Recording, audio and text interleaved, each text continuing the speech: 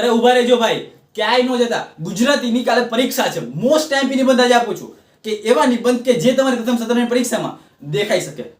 આ હર્ષિલ સર આજે વિજ્ઞાનની બદલે ગુજરાતીમાં આવ્યા છે.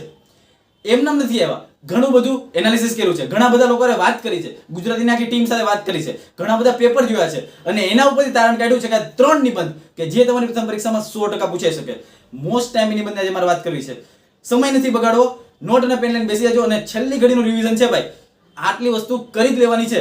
અને ઘણા બધા હમણાં શોર્ટ્સ હમણાં મૂકું છું, જોઈ લેજો. કારણ કે હવે પરીક્ષા નજીક આવી ગઈ છે ને, HRS તમારી સાથે છે, હર હંમેશ તમારો સાથ આપવાનો છે અને એ વસ્તુ તમારી પરીક્ષામાં પૂછાશે.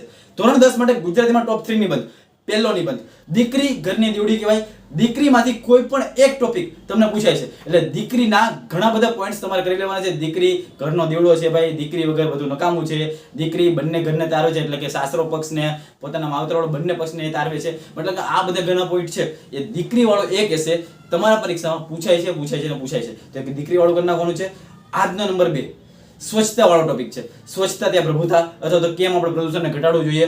ઇન શોર્ટ સ્વચ્છતા વાળો જેટલો બી ટોપિક છે એ તમારી પ્રથમ પરીક્ષા માટે મોસ્ટ ટાઈમ છે. એટલે સ્વચ્છતા વાળો નિબંધ પણ કરી નાખવાનો છે. અને આજનો છેલ્લો નિબંધ કે જે તમારી પરીક્ષામાં પૂછાઈ શકે, ઘણાની સ્કૂલમાં મેં જોયા છે ને અમુક સ્કૂલ વાળા નથી કાઢતા, પણ મોબાઈલ અને ઇન્ટરનેટના લાભો આ ટોપિક વાળો મોસ્ટ ટાઈમ છે નિબંધમાં પૂછવા માટે. તો આજના મેં ખાલી 3 નિબંધ તમને આપ્યા છે. પહેલો છે દીકરી વાળો, બીજો છે સ્વચ્છતા વાળો અને ત્રીજો મોબાઈલ ઇન્ટરનેટના લાભ.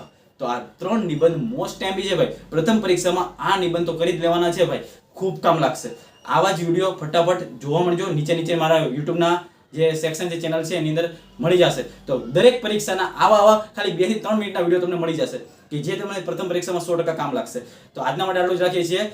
આ નિબંધ કરી લેજો. આજના માટે આટલું છે. ત્યાં સુધી જય હિન્દ, જય ભારત, બાય બાય.